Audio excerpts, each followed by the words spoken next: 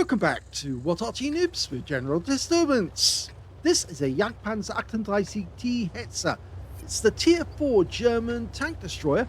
It's located on the north spawn of Lakeville, and this one is under the command of BertholomaeusRexodus44x2 of the TLG clan. Yes, he's in action again. He sent in another replay, and that one was just as interesting. Now, I think you can see straight away he's got the dirt gun, the 105mm. Not as accurate as the 75mm, and I know that several CCs have said they prefer having the 75mm because, of course, it's rapid fire compared to the 105mm, which is quite long. Now, he has platooned with two other players in battle dynamically. No telling how good they are. They both appear to be a bit botty, but or newbie. Okay, he's taken up position, traditional position in the bush at this end of the map, so he can use the bush mechanic to take out those enemies. Now, presumably they will make the mistake of exposing themselves at some point, but this shell does have fairly slow velocity. As you can see here, it's only 470 meters per second, which is very similar to artillery speed in terms of firepower. It's 410 alpha, 53mm pen, 470 meters per second, and 1.91 meters. And that may sound familiar to you, and the reason it should sound familiar, oh, he got his first hit. The reason it should sound familiar is exactly the same figures for the Fifi.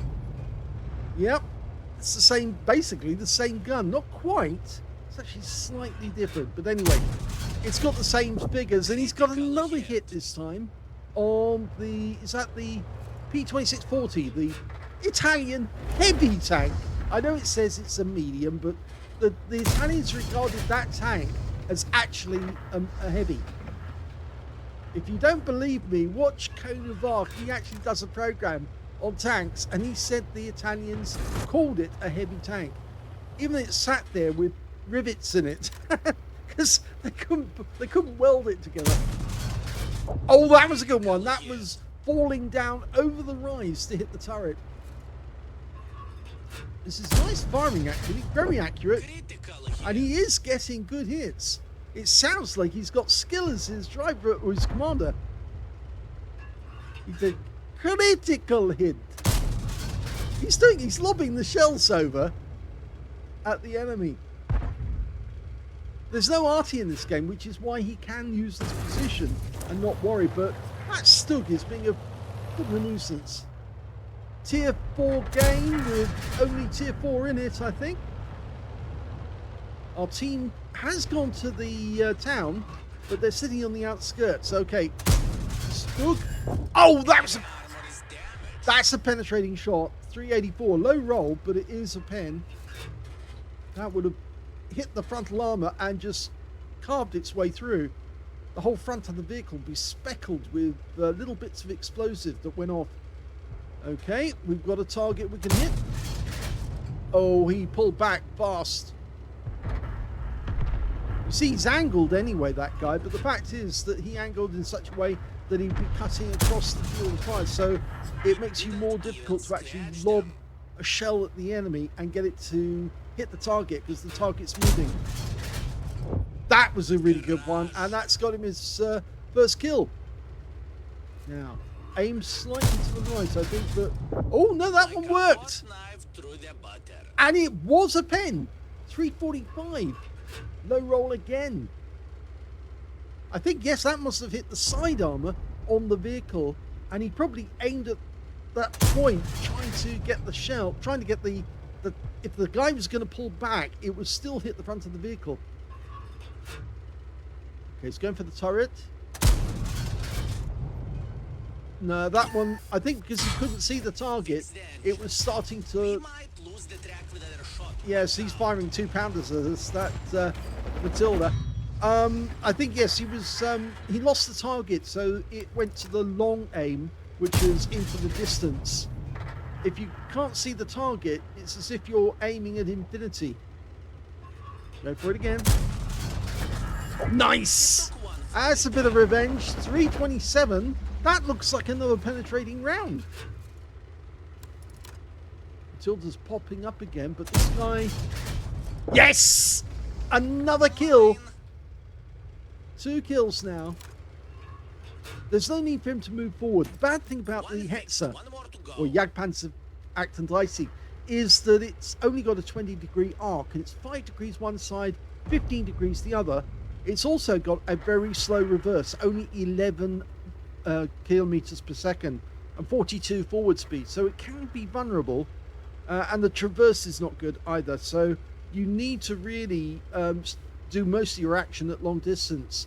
And I think that's the reason why that CC that I spoke to said that they like to use the Jagdpanzer Acton Dicey from long range with a 75mm, because then they don't worry about the traverse at all, because you're only having to traverse a tiny amount and it's still got that rapid fire rate.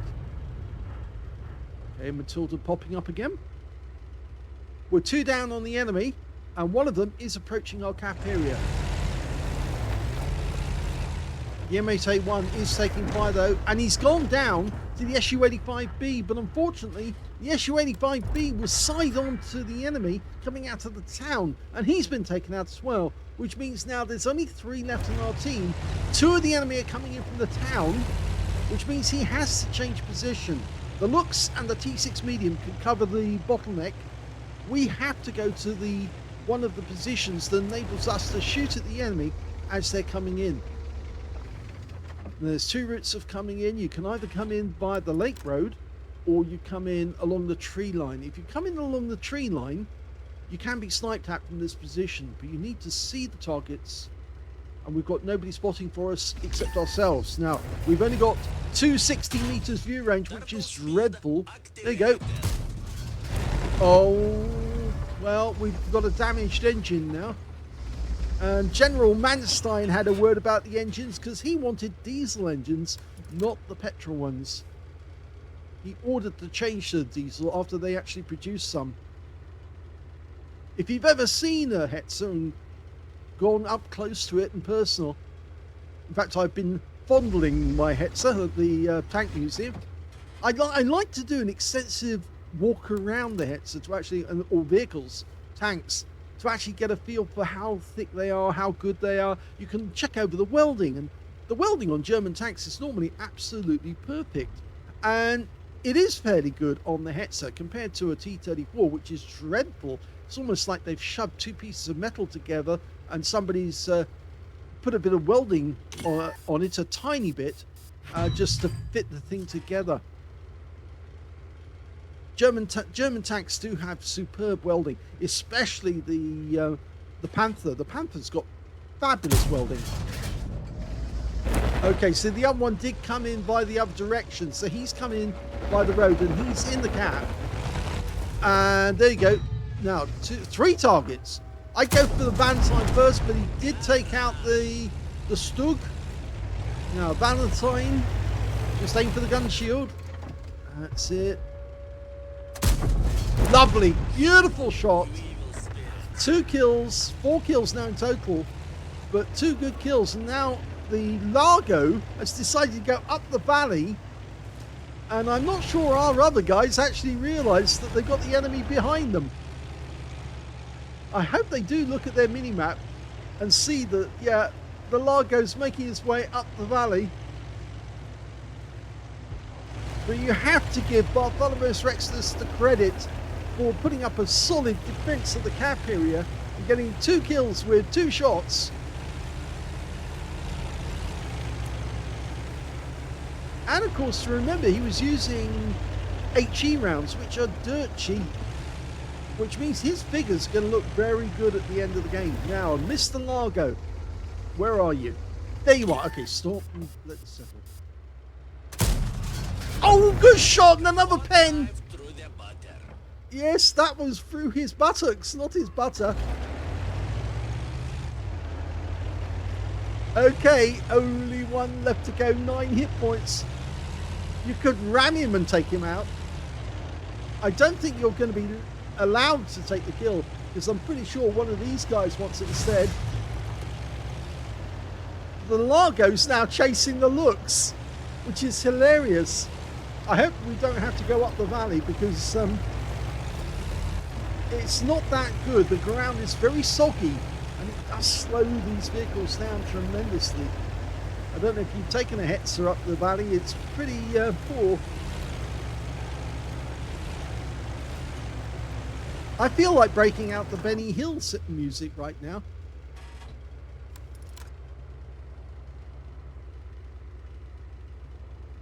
If he doesn't come back, well, I'm not sure if we should just cap out, but we have got 2 in the cap. I don't think the T6 medium is going to be persuaded to go elsewhere. I think he's saying, okay, this is it. Let's have the game now. And there's no point in the Largo going into our cap because he's not going to win, not with 2 in the cap at this end. So he's got to turn around, and which means he's going to come from our front. He's going to appear directly in front of us, unless he gave up the chase on the. He's still chasing the looks, in which case we'll win this one very shortly. Get ready. Oh, he's given up. Okay. And the T6 medium got killed by the Largo at the last moment. Here's the end of battle stats, and that was an ace tanker game for BertholomaeusRexodus in the Jagdpanzer IC Hetzer. He managed to get a, well, ace tanker. He got a fighter badge for getting at least 4 kills. He got 4 exactly. 5 for effect for doing more damage than the hit points to his own vehicle, and he got the high caliber as well in that game for doing the most damage in the game overall, at least 20% of the enemy hit pool. His win rate was high as well, 14,335, and I think that's because he kept up that steady stream of fire from his end of the map to stop the enemy coming over the bottleneck, and also defended the cap extremely well when the enemy managed to get around and come towards the cap and try and take it. So let's have a look at the team score. Well, the highest damage, 2,982 hit points. The next highest only had 1,093, and that was the Largo. And he got a complimentary kill right at the end of the game by taking out the T6 medium. I think he just sort of like poked his head round just the corner, saw the T6, took him out because he wasn't paying attention. The third highest damage of the game turned out to be the M8A1 on the enemy team. He got 1,002, and that was the guy who tried to make it across the river road, I think, or not the river, the lake road, to try and get to our cap area and got taken out. Pretty sure it's him. If not, then I've just got it wrong because there was another M8A1 in the game. Anyway, when it came to kills, we can see the highest number of kills was also down to BertholomaeusRexodus, but he shared it with the Largo. They both got 4 kills apiece. And when it came to base XP, yep, he got that one too. So technically, he's got the top in all 3 columns on this one. 1,016 base, which is the only one over 1,000. The next highest being 570 for the Panzer B2, and the looks managed 519. So not high scores from the rest of the team. It seems that BertholomaeusRexodus was the best player in the game overall. When it came to detail, 23 shots fired, so not a lot of shots fired, but they were very effective. 14 direct hits on the enemy, 8 penetrations. Yes, there was penetration after penetration, and some of them were fairly low rolls, but they were all that the enemy tanks had left. 4 splashes, damage of 2,982 hit points, of which 1,889 were at more than 300 meters. So he did do about 1,000 hit points of close-in action. 8 hits received from the enemy, 2 penetration shots, 6 non-penetration, and in fact, actually, it was the Largo that was getting the penetration shots on him at the end of the game when, of course, he was using the trees and the houses to cover his movements, whereas the Valentine and the Stug just decided to drive up and occupy the cap area, and in doing so, they didn't place themselves in the right place. If they'd actually gone much closer to the corner, it would have forced Bartholomeus to come round the corner to deal with them, and that would have given the Largo a clean shot to put rounds through the side. Because, of course, the side armor is very weak on this vehicle. It's only 20 millimeters, whereas the frontal armor is 60 millimeters, but it's very well angled, which means that shells tend to ricochet straight off. In fact, if you've ever seen the Hetzer, you know how that's so true outright, because if you see the vehicle side on and you look at the thickness of the armor, you think, oh, that can't be the actual thickness, but it is similar to the same thickness you'll find on the M10, and the Achilles for that matter. It's very, very thin indeed. And basically, that's why many people regarded the Hetzer as a cot-in for 4 tankers. So it wasn't very, it was very cramped, very tall compared to the Maricel, but it was very cramped and hardly, enough armor to cover and protect the crew. He also got 6 non-penetrations, some of those were the rounds that bounced off the front of the vehicle, 445 hit points of damage blocked by armor, 8 enemy vehicles damaged, 4 killed, and 40 hit points of spotting assistance or damage assistance. He got 52 hit points or capture points in the cap, and he stopped 19 capture points off the Stug and the Valentine. But they totally mucked it up, those two. I think they were probably noobs, and that's why they parked themselves the way they did.